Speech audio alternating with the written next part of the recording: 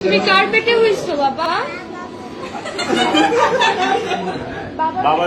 স্ত্রী আফরা ইবনাত ইকরার আত্মহত্যার প্ররোচনার অভিযোগে দায়ের করা মামলায় ছোট পর্দার অভিনেতা জাহের আলভি ওরফে মোহাম্মদ নিয়ামতুল্লাহ ভূঁইয়াকে কারাগারে পাঠানোর নির্দেশ দিয়েছেন আদালত।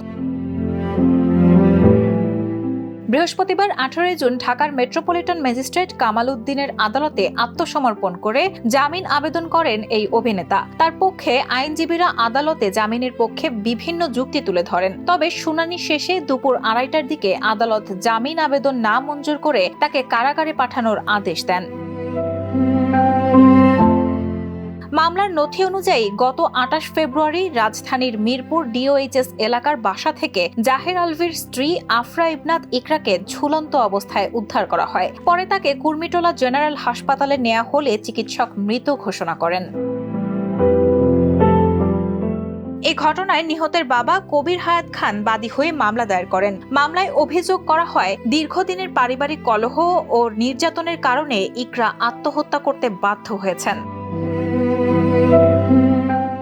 অন্যদিকে জাহের আলভির পক্ষ থেকে আদালতে দাবি করা হয় তিনি ঘটনার সঙ্গে জড়িত নন এবং তার বিরুদ্ধে আনা অভিযোগ ভিত্তিহীন। এছাড়া তাদের একটি শিশু সন্তান রয়েছে এবং তিনি পরিবারের একমাত্র উপার্জনকারী বলেও আদালতকে জানানো হয়।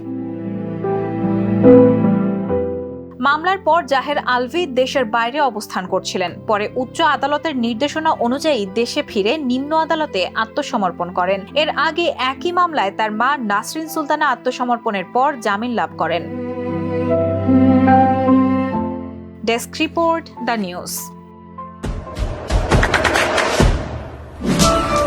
দেশে দেশে সবার সাথে দ্য নিউজ।